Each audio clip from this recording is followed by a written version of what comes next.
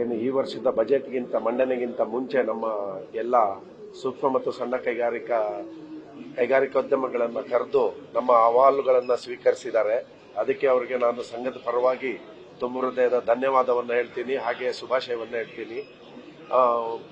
ಎಲ್ಲ ನಮ್ಮ ಸಂಘದಿಂದ ಏನು ನಮಗೆ ತೊಂದರೆಗಳಿದೆ, ತೊಡಕಿದೆ, ಆ ಒಂದು ಅಹವಾಲನ್ನು ಅವರಿಗೆ ಹೇಳಿದ್ದೀವಿ. ಅವರು ಅದನ್ನು ಖಂಡಿತ ಈ ವರ್ಷದ ಬಜೆಟ್ನಲ್ಲಿ ಅದನ್ನು ಪರಿಗಣನೆಗೆ ತಗೊಳ್ತಾರೆ ಅನ್ನುವ ಒಂದು ಮಹದ ಆಸೆ ಮತ್ತೆ ನಮ್ಮ ಒಂದು ಗ್ಯಾರಂಟಿ ನಮಗಿದೆ. ಅದಕ್ಕೆ ಅವ್ರಿಗೆ ನಾನು ಧನ್ಯವಾದವನ್ನು ಹೇಳಲಿಕ್ಕೆ ಇಷ್ಟಪಡ್ತೀನಿ. ಅದು ಮೇನ್ಲಿ ನಾವು ಪೀಣ್ಯ ಇಂಡಸ್ಟ್ರಿ ಟೌನ್ಶಿಪ್ ಅಥಾರಿಟಿ ಅದ್ರ ಬಗ್ಗೆ ಬೇಡಿಕೆಯನ್ನು ಇಟ್ಟಿದ್ದೀವಿ.